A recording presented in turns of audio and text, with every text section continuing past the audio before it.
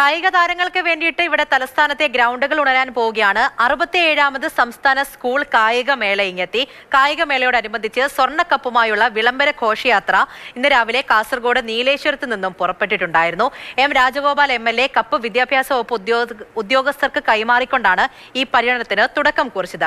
വിവിധ ജില്ലകളിലൂടെയുള്ള പര്യടനമാണ്. അതിനുശേഷം 21-നായിരിക്കും തിരുവനന്തപുരത്ത് ഇത് സമാപിക്കുക. വിവിധ കേന്ദ്രങ്ങളിൽ നൽകുന്ന സ്വീകരണത്തിൽ കായിക താരങ്ങളും വിദ്യാർത്ഥികളും തുടങ്ങിയവരൊക്കെ പങ്കെടുക്കും. ഈ മാസം 21 മുതൽ 28 വരെയാണ് സംസ്ഥാന സ്കൂൾ കായികമേള.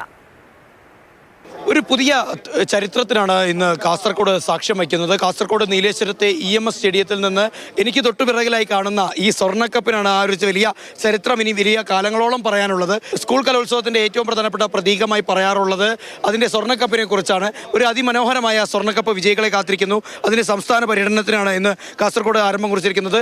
117 പവനാണ് വിജയികളെ കാത്തിരിക്കുന്നത്. ഈ സമൂഹത്തിൻ്റെ ഒരു ആദരവാണ്. നമ്മുടെ സംസ്ഥാനത്ത് നിന്ന് നമ്മൾക്ക് ഏറ്റവും മികച്ച കായിക താരങ്ങളെ വളർത്തിയെടുക്കുക എന്ന് പറയുന്നത് അത് ചെറുതിലെ അവരെ കണ്ടെത്തുക, അവർക്ക് പരിശീലനം നൽകുക എന്നുള്ളതാണ് മുഖ്യമായ കാര്യം. സ്കൂൾ കായികമേളയിൽ നിന്ന് നമ്മൾ ഐഡൻറ്റിഫൈ ചെയ്യുന്ന കായിക താരങ്ങളെ നമ്മൾ ലോകോത്തര നിലവാരത്തിലേക്ക് ഉയർത്തുന്നതിന് വേണ്ടിയിട്ടുള്ള ഒരു പ്രോത്സാഹനമാണ് നമ്മുടെ ഈ സമ്മേളനവും ഈ ട്രോഫിയും എല്ലാം. സ്കൂൾ ഒളിമ്പിക്സായി മാറുന്നു എന്നുള്ള രീതിയിലേക്ക് തന്നെയാണ് കേരളത്തിൻ്റെ ഒളിമ്പിക്സായി ഈ കായികമേള മാറുന്നു എന്നതിൻ്റെ ആദ്യപടിയെ തന്നെ നമുക്കിതിനെ കാണാൻ സാധിക്കും. പുതിയൊരു തുടക്കമാണ്. ഇനി കേരളത്തിൻ്റെ മുഴുവൻ ജില്ലകളിലൂടെ പര്യടനം നടത്തിയ ശേഷം തിരുവനന്തപുരത്ത് പര്യടനം സമാപിക്കും. പിന്നീട് ഈ സ്വർണ്ണക്കപ്പ് വിജയികളെ കാത്തിരിക്കും.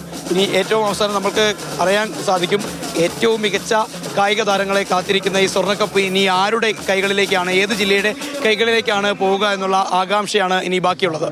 ഷാജു ചന്തപ്പുരയ്ക്കൊപ്പം സാരംഗ് സുരേഷ്, മാതൃഭൂമി ന്യൂസ്, കാസർഗോഡ്.